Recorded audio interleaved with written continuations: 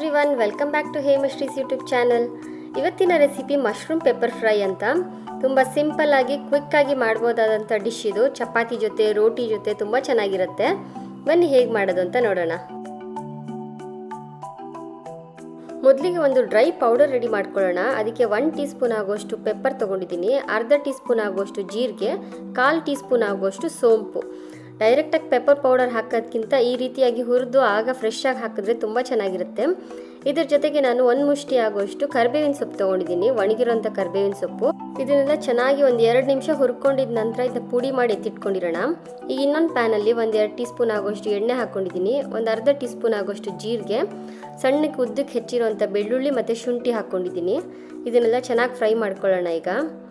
ಈಗ ಇದಕ್ಕೇನೆ ಸಣ್ಣಕ್ಕೆ ಹೆಚ್ಚಿರೋಂಥ ಈರುಳ್ಳಿ ಹಾಕ್ಕೋತಾ ಇದ್ದೀನಿ. ಒಂದೇ ಒಂದು ಈರುಳ್ಳಿ ತೊಗೊಂಡಿದ್ದೀನಿ, ಚಿಕ್ಕ ಸೈಜು.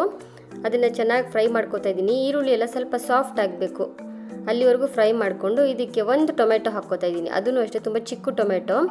ನಾನಿವತ್ತು ಮಾಡ್ತಾ ಇರೋ ಮಶ್ರೂಮ್ ಪೆಪ್ಪರ್ ಫ್ರೈಯಲ್ಲಿ 200 ಗ್ರಾಮ್ಸ್ ಆಗೋಷ್ಟು ಮಶ್ರೂಮ್ ತೊಗೊಂಡಿದ್ದೀನಿ. ಅದಕ್ಕೆ 1 ಚಿಕ್ಕ ಈರುಳ್ಳಿ ಮತ್ತು 1 ಚಿಕ್ಕ ಟೊಮೆಟೊ ಆದರೆ ಸಾಕು. ರುಚಿಗೆ ತಕ್ಕಷ್ಟು ಉಪ್ಪು ಹಾಕ್ಕೊಳ್ಳಿ. ನಾನೊಂದು ಅರ್ಧ ಟೀ ಸ್ಪೂನ್ ಆಗೋಷ್ಟು ಉಪ್ಪು ಹಾಕ್ಕೊಂಡಿದ್ದೀನಿ. ಇದೆಲ್ಲ ನೀಟಾಗಿ ಫ್ರೈ ಮಾಡ್ಕೊಂಡಿದ್ದಾದಮೇಲೆ ನಾನೀಗ ಮಶ್ರೂಮ್ ನೋಡಿ ಈ ರೀತಿಯಾಗಿ ಕಟ್ ಮಾಡಿ ಇಟ್ಕೊಂಡಿದ್ದೀನಿ. ಇದನ್ನು ಈಗ ಹಾಕ್ಕೊಂಡು ಚೆನ್ನಾಗಿ ಫ್ರೈ ಮಾಡ್ಕೊಳ್ಳೋಣ. ಇದು ಸ್ವಲ್ಪ ನೋಡೋಕ್ಕೆ ಕ್ವಾಂಟಿಟಿ ಜಾಸ್ತಿ ಅನಿಸುತ್ತೆ, ಬಟ್ 1-2 ನಿಮಿಷ ಫ್ರೈ ಆಗ್ತಿದ್ದಂಗೆ ಇದು ಕ್ವಾಂಟಿಟಿ ರೆಡ್ಯೂಸ್ ಆಗಿಬಿಡುತ್ತೆ. ಸೊ ಇದನ್ನು ನೀಟಾಗಿ ಫ್ರೈ ಮಾಡ್ಕೊಳ್ಳಿ. ಆಗ ಅದರಲ್ಲೇ ಮಶ್ರೂಮಲ್ಲಿರೋ ನೀರೇ ಬಿಡುತ್ತೆ, ನೀವೇನು ಎಕ್ಸ್ಟ್ರಾ ನೀರು ಹಾಕೋದೇನು ಬೇಡ.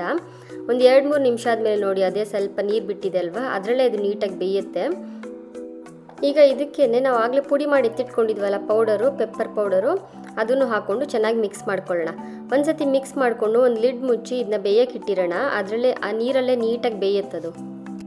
ಈಗ ಮಶ್ರೂಮ್ ಎಲ್ಲ ಒಂದು 80% ಅಷ್ಟು ಬೆಂದಿದೆ, ಆದರೆ ಇನ್ನೂ ಸ್ವಲ್ಪ ನೀರಿದೆ. ಈಗ ಹೈ ಫ್ಲೇಮಲ್ಲಿ ಇದನ್ನ ಚೆನ್ನಾಗಿ ಫ್ರೈ ಮಾಡ್ಕೊಳ್ಳೋಣ. ಸ್ವಲ್ಪ ಫ್ಲೇಮ್ ಜಾಸ್ತಿ ಮಾಡಿಕೊಂಡು ನೀಟಾಗಿ ಫ್ರೈ ಮಾಡ್ಕೊಳ್ಳಿ, ಅದು ಚೆನ್ನಾಗಿರುತ್ತೆ ರೋಸ್ಟ್ ಆದಂಗೆ. ಲಾಸ್ಟಲ್ಲಿ ಇದಕ್ಕೆ ಇನ್ನೂ ಸ್ವಲ್ಪ ಪುಡಿ ಮಿಕ್ಕಿರುತ್ತಲ್ವ, ಇನ್ನೊಂದು ಅರ್ಧ ಟೀ ಸ್ಪೂನ್ ಆಗೋಷ್ಟು ಅದನ್ನು ಹಾಕ್ಕೊಂಡು ಸ್ವಲ್ಪ ಕೊತ್ತಂಬರಿ ಸೊಪ್ಪು, ಒಂದು ಸ್ವಲ್ಪ ಕರಿಬೇವಿನ ಸೊಪ್ಪು ಮತ್ತು 1 ಟೀ ಸ್ಪೂನ್ ಆಗೋಷ್ಟು ನಿಂಬೆ ರಸ ಹಾಕ್ಕೊಳ್ಳಿ. ಇದಿಷ್ಟು ಹಾಕ್ಕೊಂಡು ಮಿಕ್ಸ್ ಮಾಡ್ಕೊಳ್ಳಿ. ಈಗ ಸ್ಟವ್ ಆಫ್ ಮಾಡಿಬಿಡಿ. ನಿಂಬೆ ರಸ ಹಾಕಿದ ಮೇಲೆ ಆನಲ್ಲಿ ಇಡಬೇಡಿ. ನೋಡಿ ಈಗ ರೆಡಿಯಾಗಿದೆ ಮಶ್ರೂಮ್ ಪೆಪ್ಪರ್ ಫ್ರೈ. ಇದು ಚಪಾತಿ ಜೊತೆ, ರೋಟಿ ಜೊತೆ, ಇಲ್ಲ ಅನ್ನ ರಸಮ್ ಜೊತೆ ಸೈಡ್ ಡಿಶ್ ಆಗಿ ತಿನ್ನೋಕ್ಕೂ ತುಂಬ ಚೆನ್ನಾಗಿರುತ್ತೆ. ಈ ರೆಸಿಪಿ ನಿಮಗೆ ಇಷ್ಟ ಆಗಿದ್ದಲ್ಲಿ ಲೈಕ್ ಮಾಡಿ, ಶೇರ್ ಮಾಡಿ, ಹಾಗೆ ನನ್ನ ಚಾನಲ್ನ ಸಬ್ಸ್ಕ್ರೈಬ್ ಮಾಡ್ಕೊಳ್ಳಿ. Thank you.